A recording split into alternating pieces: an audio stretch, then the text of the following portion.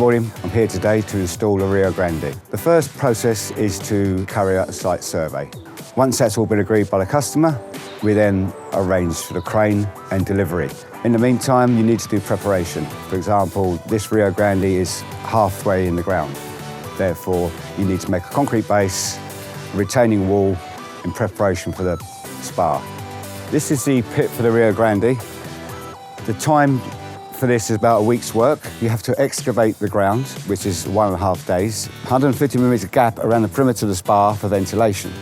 The important part of this installation is the concrete must be 150mm thick with reinforced concrete, and the surrounding blockwork must be dense concrete blocks.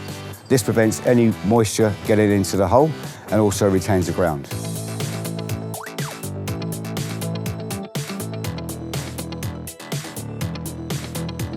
What we're doing, we're simulating the Rio Grande, and we've made a frame the size of the spar.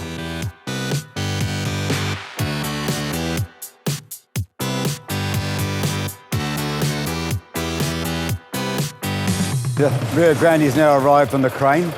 He's unload it and position it here on the ground. The excavator will get one end of the Rio Grande and lift it, and we'd have 2 pallet trucks this end and wheel it down through the garage. Very important thing, very, very important, is make sure you've got the correct orientation of the swim spar, because when it goes down and into the hole, you're not going to be able to turn it. So make sure it comes off the truck in the right orientation.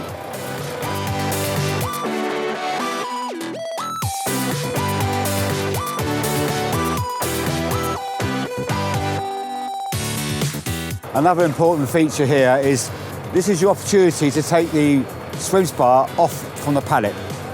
Otherwise, if you don't, it can't get the pallet off. So if you see here,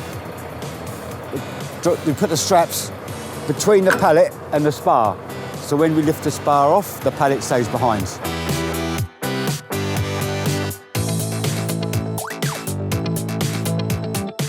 As you can see here, we're taking the end panel off. That will expose the frame of the swim spar so we can pick it up with the excavator. Now we've taken the cover away from the spar, we use this sling which will connect to the excavator and lift the swim spar and put it down here. Always note, be careful not to put the string around the cables. What we're doing here, we're removing the end panel so we don't get any damage to it when we're manoeuvring it around the house.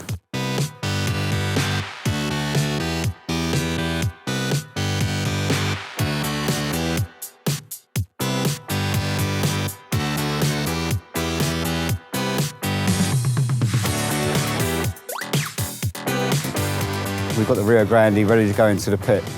Well, I've got scaffold boards and rollers which will help it guide it down, and I'll move the excavator along, put it down slowly and then gently lower it into the pit, and then happy days.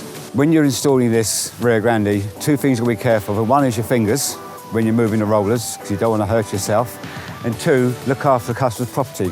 For example, you don't want to damage the grass. Now you see the swim spar in position.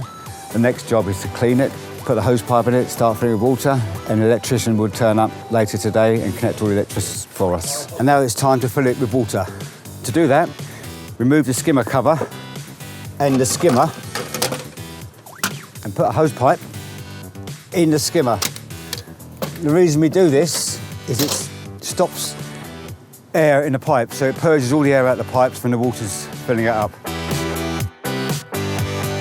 Remove the side panel on the swim spar to show the W flow pumps. There's 3 of them there, and also the Gecko control pack, which is here.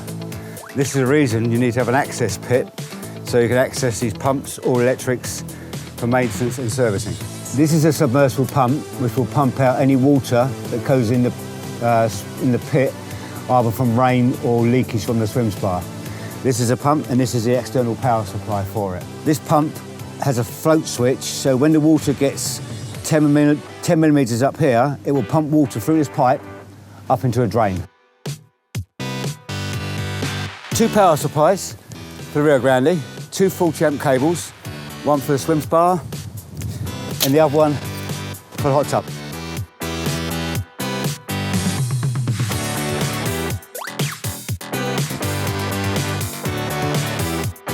This pump here is a circulation pump for the swim spa.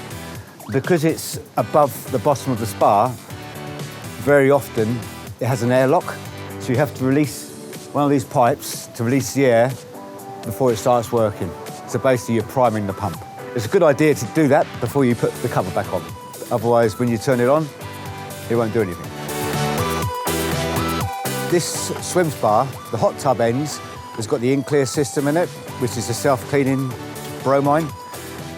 Firstly, as you can see, it's in lumps. So you don't put it in a tub as it is, put it in warm water, dilute it, and then put it into the spa. Otherwise, it'd take a long time to dilute and break down.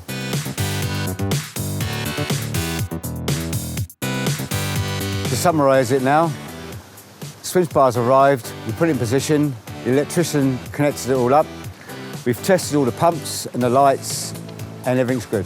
So now it's ready to hand it over to the customer and explain how it all works.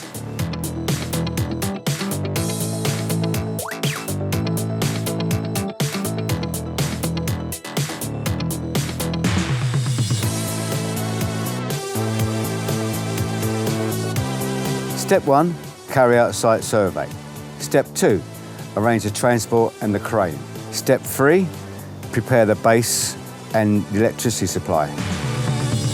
Step 4, unload the truck from Wellis. Step 5, load the spa onto your own transport and deliver to site. Step 6, lift it into position with the crane or whatever is required. Step 7, test and commission the spa.